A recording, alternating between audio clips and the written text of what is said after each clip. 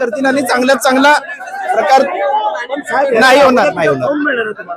मला माझं ऐकू तर द्या.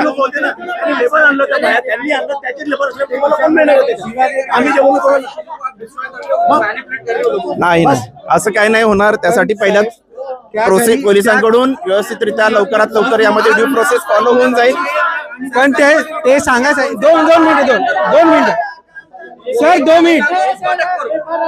मला हे सांगा, त्या घरी मला हा प्रश्न आहे की त्या घरी काय अवैध निर्माण होत होतं, तिथं बंब बनत होते की दारू विकली जात होती, जे तुम्ही तुरंत ऑर्डर दिला त्याला घर तोडायचं? पहिलं तर सर्वात प्रथम हे क्लिअर करतो, मी कोणत्याही प्रकारचा आदेश नव्हता दिला.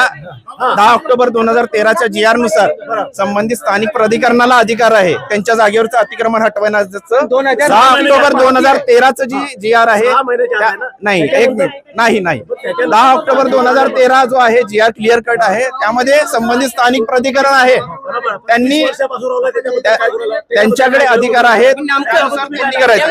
नेमकं एकच घर का? याबद्दल तुम्ही ग्रामपंचायत, आम्ही यामध्ये ग्रामपंचायत आणि BDO यांच्याकडून अहवाल. तहसील कार्यालय काय झोपलाय का आतापर्यंत? तहसील कार्यालय झोपलाय का? अवैध निर्माण नाही आहे का तहसील मध्ये? कुही तहसील मध्ये असे अवैध निर्माण नाही का? माझ्या प्रश्न 3 उत्तर आहेत.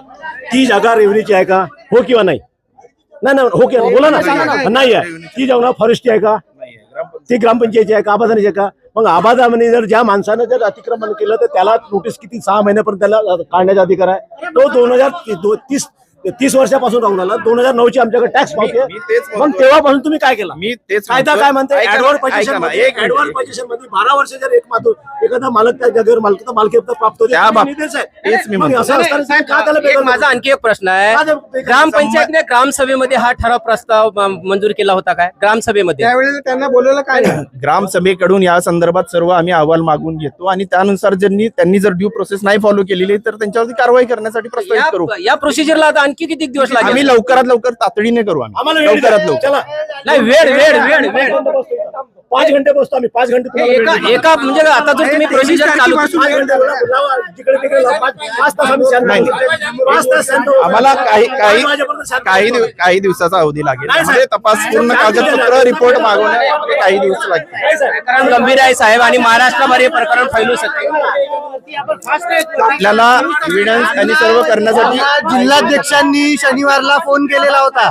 शनिवारला जिल्हाध्यक्षांचं यांचं फोनवर बोलणं झालं आणि आज सोमवार होऊन पण यांना माहित नाही, बोलते की आम्ही व्यवस्था करून झालो. अजून किती दिवस व्यवस्था करणार आहे ते लोक? आम्ही कुठेही जाणार नाही. आम्हाला इथे जे काही आहे ते इथे त्वरित पाहिजे.